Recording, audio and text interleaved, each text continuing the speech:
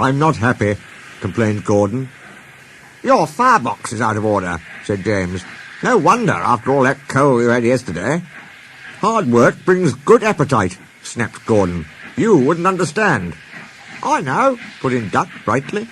It's boiler ache. I warned you about that standpipe on the other railway, but you drank gallons. It's not boiler ache, protested Gordon. Of course it is, said Henry. That water's bad. It furs up your tubes. Your boiler must be full of sludge. Have a good wash out. Then you'll feel a different engine. Don't be vulgar, said Gordon huffily. Gordon backed down on his train, hissing mournfully. Cheer up, Gordon, said the Fat Controller. I can't, sir. The others say I've got boiler ache, but I haven't, sir. I keep thinking about the dreadful state of the world, sir. Is it true, sir, what the diesels say? What do they say? They boast that they've abolished steam, sir. Yes, Gordon, it is true. What, sir? All my Doncaster brothers drawn the same time as me? All gone, except one. The guard's whistle blew, and Gordon puffed sadly away. Poor old Gordon, said the Fat Controller. If only we could.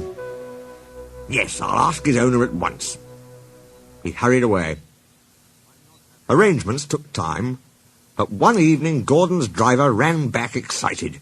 Wake up, Gordon! The Fat Controller's given you a surprise. Look! Gordon could hardly believe it. Backing towards him were two massive green tenders, and their engine shape was very like his own. It's Flying Scotsman, he gasped. The Fat Controller's brought him to see me. Oh, thank you, sir. Gordon's toot of joy was drowned by Flying Scotsman's as he drew happily alongside. Next day, the two engines were photographed side by side. You've changed a lot, smiled Flying Scotsman. I had a rebuild at Crewe. They didn't do a proper Doncaster job, of course, but it serves. I had a rebuild, too, and looked hideous. But my owner said I was an extra special engine and made them give me back my proper shape. Is that why you have two tenders, being special? No, you'd hardly believe it, Gordon, but over there, there's hardly any coal and water. But surely every proper railway... Exactly. You are lucky, Gordon, to have a controller who knows how to run railways. Everyone got on well with Flying Scotsman, except Henry. Henry was jealous. Tenders are marks of distinction, he complained. Everybody knows that. Why has he got two? He's famous, explained Duck and Donald. He was the second to go 100 miles an hour. Besides, the other railway has no coal and water. Pooh, sniffed Henry. I can't believe that. I never boast, he continued, but I always work hard enough for two. I deserve another tender for that. Duck whispered something to Donald. Henry, asked Duck innocently, would you like my tenders? Yours? Exclaimed Henry. What have you got to do with tenders? All right, said Duck. The deal's off. Would you like 'em, Donald? I wouldn't deprive you of the honour. It is a great honour, said Duck thoughtfully, but I'm only a tank engine, so I don't really understand tenders.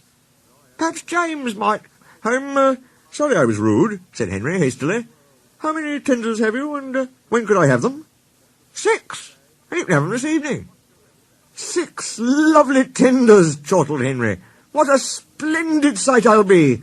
That'll show the others the sort of engine I am. Henry was excited. Do you think it'll be all right? He asked for the umpteenth time. Of course, said Duck. Just go where I told you, and they'll be ready. Meanwhile, word had gone round, and the others waited where they could get a good view. Henry was cheered to the echo when he came, but he wasn't a splendid sight. He had 6 tenders, true, but they were very old and very dirty. All were filled with boiler sludge. Had a good wash out, Henry? Called a voice. That's right. You feel a different engine now. Henry wasn't sure, but he thought the voice was Gordon's.